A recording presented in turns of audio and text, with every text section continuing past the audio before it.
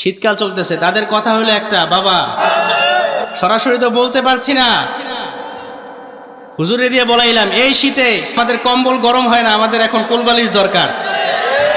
এই যে দেশের আইন, 12 বছর 13 বছরে একটা মেয়ে সাবালিকা হয়ে যায়, সে পার্কে আড্ডা দিব বয়ফ্রেন্ডের সাথে, রুম ডেট করবে, হ্যাঁ এখানে সেখানে পার্কে চিপায় চাপায় সে বয়ফ্রেন্ডের সাথে সময় কাটাবে, তাদের ব্যাপারে কোনো আইন নেই, এটা সরকারিভাবে নিষিদ্ধ না। কিন্তু 18 বছর আগে যখন কেউ বিয়ে করতে চায় হালালভাবে, তখন ম্যাজিস্ট্রেট এসে তাকে ধরে নিয়ে যায়, ঠিক কিনা বলেন?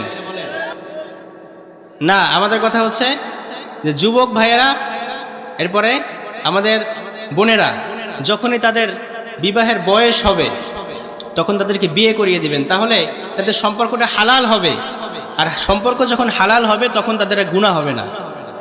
বাবারা যারা আছেন, আপনারা যারা আপনাদের সন্তানদের উপযুক্ত বিয়ের বয়স হওয়ার পরেও বিবাহ দিচ্ছেন না, আপনার সন্তান যত অনৈতিক কার্যকলাপে জড়াচ্ছে, যুবক বয়সে ভাই মন তো পাপের দিকে একটু টানবেই, রাস্তায় সুন্দরী নারী দেখলে চোখটা একটু ঘুরে যায়, ঠিক না?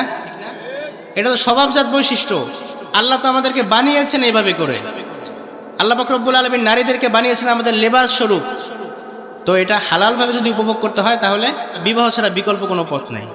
যুবকরা এই প্রশ্ন কেন করছে জানেন? শীতকাল চলতেছে, তাদের কথা হলো একটা, বাবা সরাসরি তো বলতে পারছি না, হুজুরে দিয়ে বলাইলাম এই শীতে আমাদের কম্বল গরম হয় না, আমাদের এখন কোলবালিশ দরকার।